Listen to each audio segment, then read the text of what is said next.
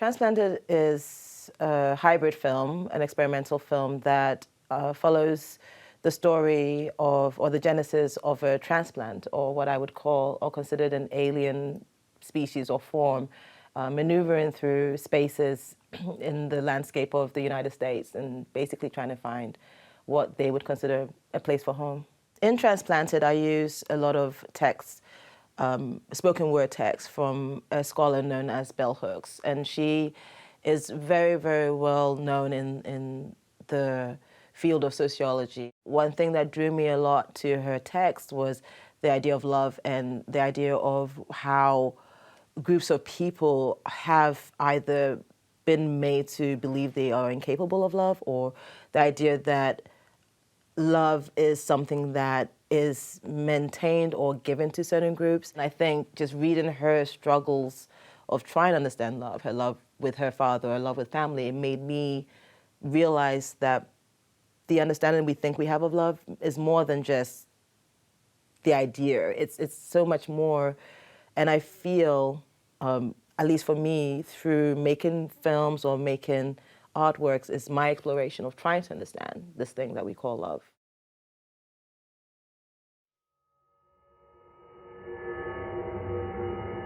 Love takes off the mask that we fear we can't live without and know we can't live within.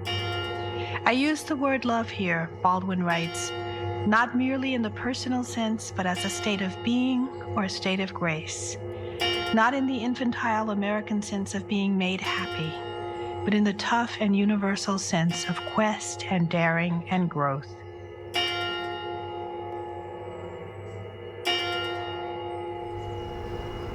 Had racism so dehumanized Black folks that we were incapable of love?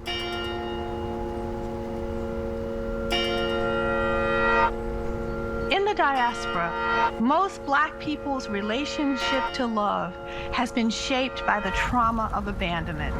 Whether we take as the foundation of our psychohistory the African explorers who came to the so-called New World before Columbus, the free individuals who came in small numbers as immigrants, or the large population of Black people who were enslaved and brought here against their will, this is an emotional backdrop full of the drama of union and reunion, of loss and abandonment.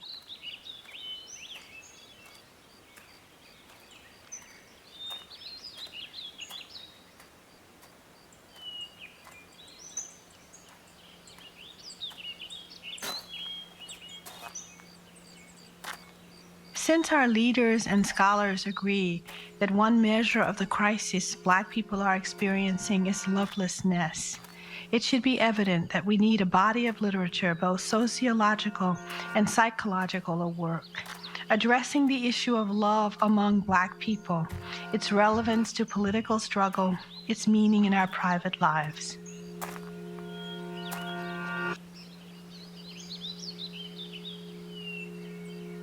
Every Black person knows individuals in the communities of their upbringing who were abandoned by biological mothers and fathers and raised by caring kin. Often caring kin do not give to their adopted children necessary emotional care, even though they provide shelter and meet material needs. Sustained loving care is needed to help heal the pain of emotional abandonment. Throughout our history in this nation, Black people have tried to deny this pain, to act as though it does not affect our capacity to trust. Without trust, there can be no genuine intimacy and love. Yet for those among us who have been abandoned, it is difficult, if not downright impossible, to trust. To move toward love, we must confront the pain of abandonment and loss. This means speaking what may have once been unspeakable.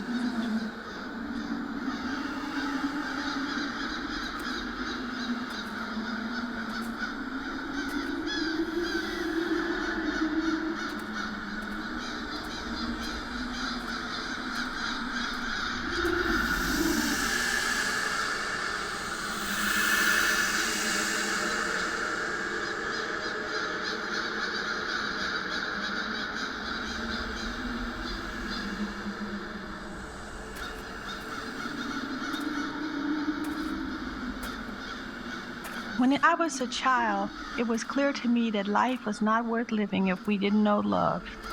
I wish I could testify that I came to this awareness because of the love I felt in my life. But it was love's absence that let me know how much love mattered. I was my father's first daughter. At the moment of my birth, I was looked upon with loving kindness, cherished, and made to feel wanted on this earth and in my home. To this day, I can't remember when the feeling of being loved left me. I just know that one day I was no longer precious. Those who had initially loved me well turned away. The absence of their recognition and regard pierced my heart and left me with a feeling of brokenheartedness so profound I was spellbound. Grief and sadness overwhelmed me. I didn't know what I had done wrong, and nothing I tried made it right.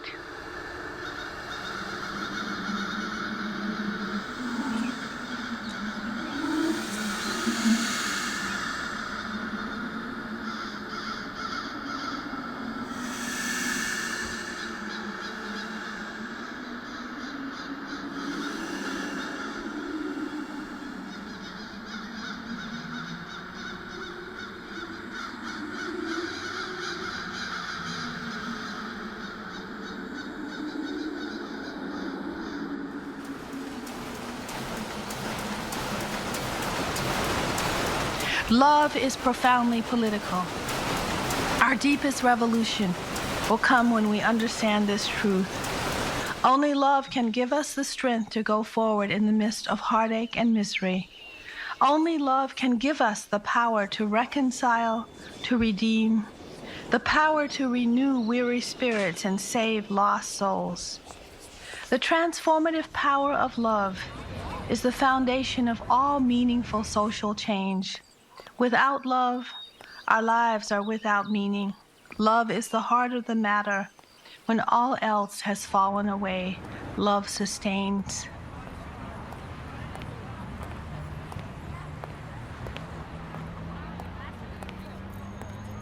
So that's why our culture of domination does not wish us to know love.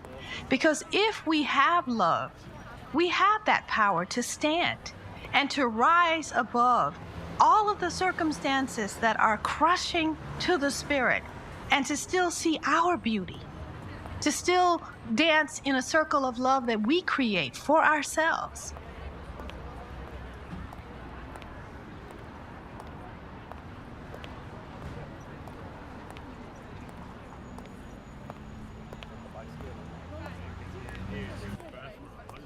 We all long for loving community. It enhances life. But many of us seek community solely to escape the fear of being alone. Knowing how to be solitary is central to the art of loving. When we can be alone, we can be with others.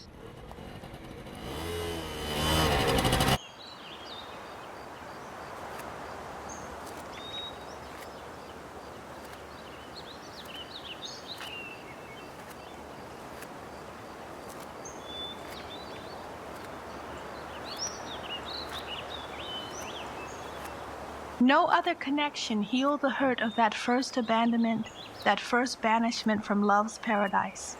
For years, I lived my life suspended, trapped by the past, unable to move into the future. Like every wounded child, I just wanted to turn back time and be in that paradise again, in that moment of remembered rapture where I felt loved, where I felt a sense of belonging.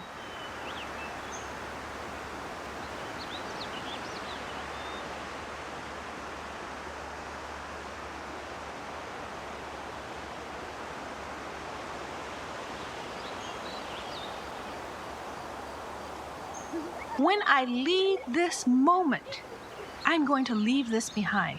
When I go up to my room, I'm going to restore my soul.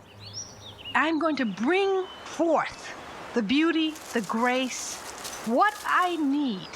I am not going to be there in bondage to whatever happened to me.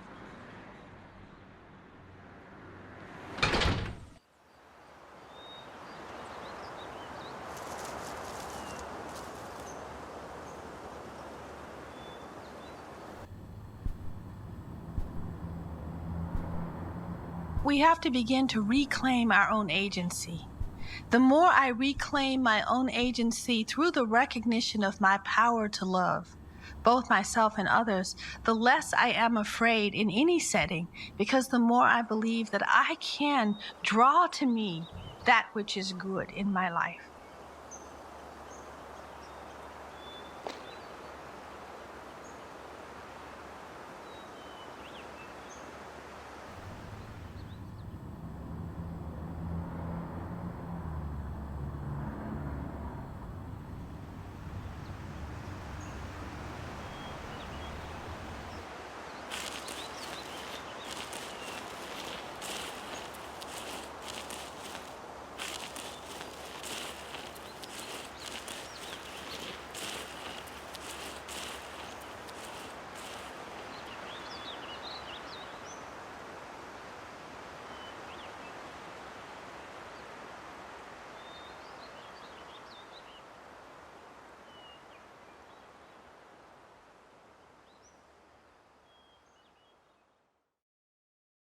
Transplanted, the idea was to always start a journey from an empty, abandoned space into a place that had people and eventually end where she had to make a choice. So I split the locations for the traveler in Transplanted between Morley, Iowa, where she first lands, and also when she comes into kind of more of the city area, that was Iowa City.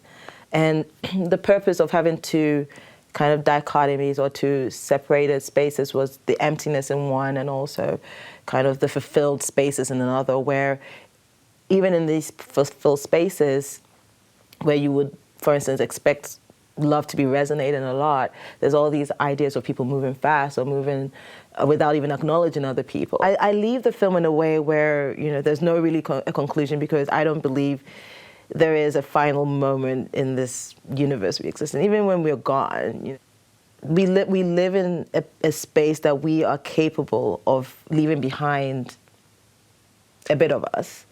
And for me, for instance, it's through films. Every film I make, when the viewer walks away, I just want them to have experienced my experience. It's as simple as that. It's through my eyes. I make films for me. Most of the time, it's because I want to watch something that I'm interested into. So I go on an exploration and I make something that I would like to watch. And I would want to share that with people, because through my explorations, I come up with things I never thought about or never experienced. And I want to share that.